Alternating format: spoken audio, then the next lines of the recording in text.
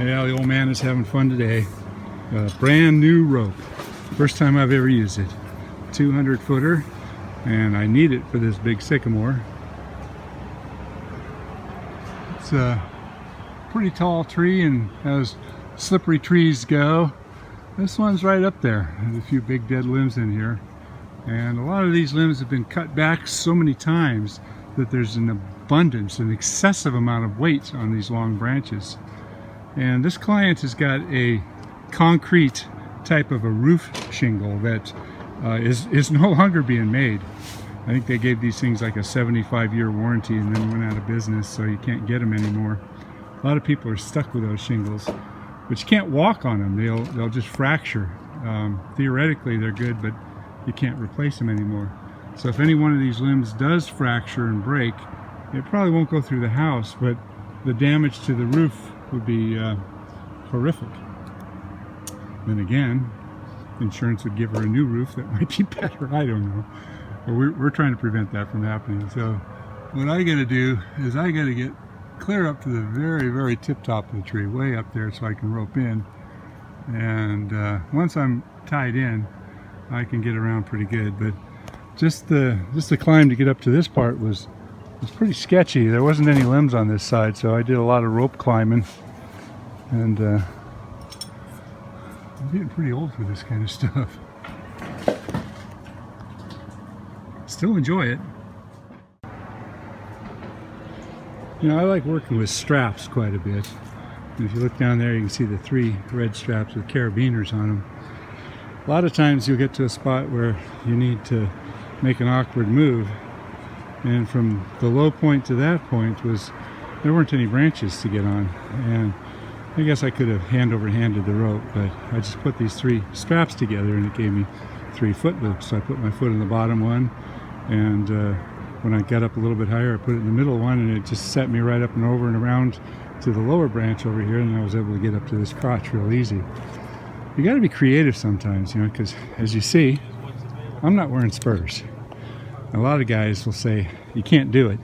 You can't climb a tree like that without spurs. Well, you shouldn't climb a tree like this with spurs because it damages the tree. And in our neck of the woods, people have a lot of respect and they really value their trees. This tree has never been spurred. There's no spur marks on it. And it's in pretty good health, except for the fact that it's all one-sided. It's being crowded out by the neighbor's sycamore. Kind of pretty up here. A little creek down there.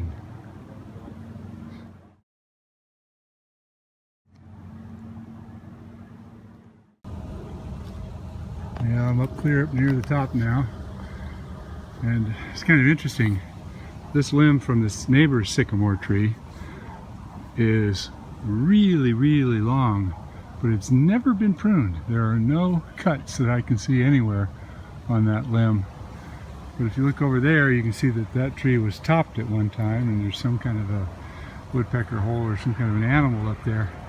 And if you look clearly at where that was topped before, you can see now there's a mass of new branches. So instead of being one long branch that kind of fills out normally, now you've got an excessive number of branches that are growing off of an area that was topped off before. Now, this tree has not been topped or cut back severely at all on this side. The only area that we're having problems with is by the house. And this is a good perspective, a bird's eye view, so to speak. Anyway, this tree's been cut back many times over here, and now you've got lots of branches over there. So because of the cutting, the previous owners were afraid that this might fall on their roof, so they paid somebody to keep cutting it back. And now they've created a maintenance problem. So we have to consistently come up here every 3 or 4 years and lighten this up, because if you have 3 or 4 branches, 3 or 4 times as many branches growing off of the end of it, then oftentimes these old weaknesses, these old decay pockets will get worse, and the increase in weight will get heavier, and something's got to give, so we end up with a failure. If you look down over there, let's see if I can zoom in on I can see clearly where that tree was cut before, and it's hollow. I can see there's a hole there, and very likely the same thing went on over here. I'm about as high as I can go on this tree. Well, I can keep going, but there's no purpose to it. So I tied in up there because that'll allow me to get down to this branch, and that branch, and in a free swing, because I want to get way out there. So the higher I tie in, the better for me. There's a little bit of deadwood up here, but not a lot. The weight on that one's actually on the other tree, so that's not accessible from over here. I should say not accessible easy. Yeah, I'm working over the roof now, those solar panels. And I went way out this long limb here. I feel like a fish on the end of a pole right now. But I am tied in safely up above. I'm still putting my weight on this. I'm trying to get some of these branches off. I'm going to take that one up there, lighten up this end of this one. Probably take another one off out there too. Then I've got that mess down there. You see that hole a little bit clearer. I'll probably take that one off in a couple bigger pieces. Get a lot more weight off of that one. That'll get that whole mass there out of the way. Actually, I should probably take this whole limb right here off. That's kind of a big one. Yeah, I can pull it through. I'll do it. Sorry, I gotta turn the camera off so I can work. So I'm roping right here where I'm sitting. Rope goes to the ground. I'm going to take that branch out there. I'm using a clove hitch with a keeper to keep it coming undone. That's a gripping, self-tightening knot. Unfortunately, this limb right here is going to hang up in all that stuff.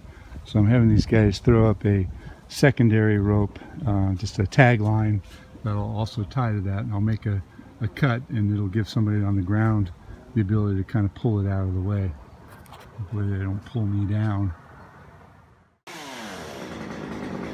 Alright, I made the cut. Included all that. The tagline helped out a lot. Here's a good example of an old cut that was stubbed off, and these are still young, but in time you're going to have masses everywhere. So next one I got to do is I got to take a big cut out there to reduce the load overall on this limb. That one out there doesn't look too bad. It's kind of a tough call. You got to get enough weight off, but you got to make it still look reasonable. That's a bad cut. I got to clean that one up. It was awkward. I'm a little nervous though, because if that stub goes down, it breaks the tile.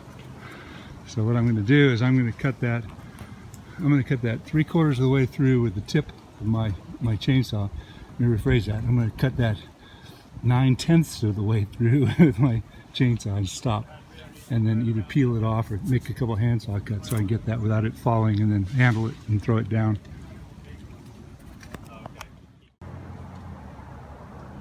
There we go.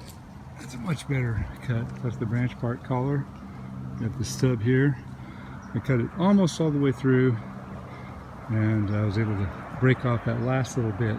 Gotta be real careful that you don't nick anything else. And then you can carefully toss the stub down. Head up! What? All clear? It is now. Okay. Okay, I'm back over to the main trunk. That's the limb that I just got back from. You see, I left my lowering line over there. What I want to do is I'm going to go out and I'm going to take the end of that one off, because that's been stubbed off a bunch of times. So now we're getting too much weight over the house there. That's going to be a moderately large cut, probably 150 pounds or so. But I want to be tied in here and roped from this branch over here to this one. But before I do that, I forgot I got this big dead one down here, which I've got to rope down as well. There's camellias and an interlocking paver patio that if you drop any piece of wood on it, it just shatters.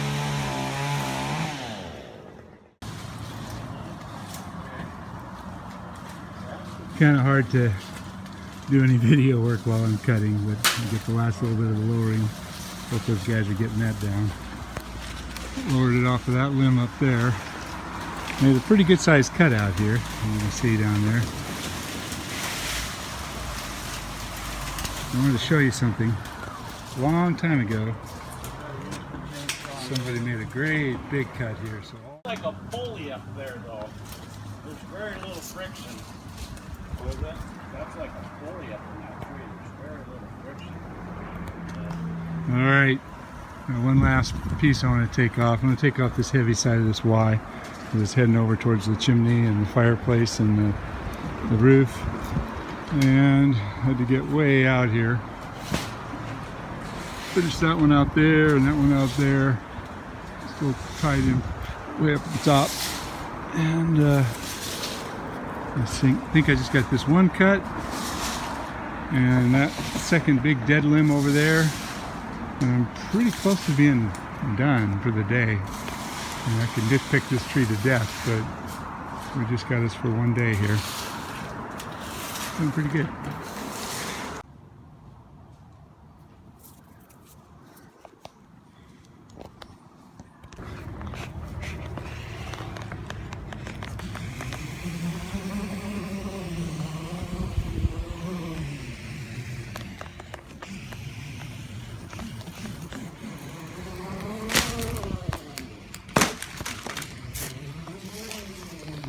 Watch where your feet are, man, because of the logs.